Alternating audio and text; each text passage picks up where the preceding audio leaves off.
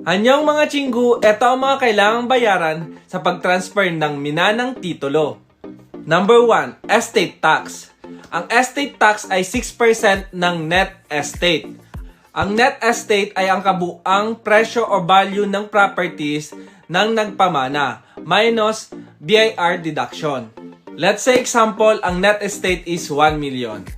Ang 6% ng 1 million is 60,000. Nababayaran sa BIR. Number 2, transfer tax fee. Nababayaran sa Treasurer's Office. Ang transfer tax fee is 0.5% ng value ng property or 1/2 of 1%.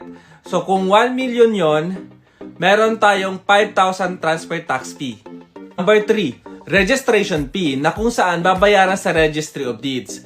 Meron na silang corresponding amount at system generated na po ito. Kung 1 million, it's 5,736. And lastly, number 4, notarial fee na ranging from 1 to 2%. So kunin na natin yung 2%. 2% ng 1 million is 20,000. Kung sakaling ito-total natin yan, it's 90,736 pesos. Mga chinggu, ito'y sample computation or estimate lamang. Maaari itong tumaas or bumaba depende sa value at location ng property. Mga chinggu, hindi ko na sinama sa sample computation ang personal properties like cash, stocks, or mga sasakyan na kung saan kailangan nila ng bond certificate doon.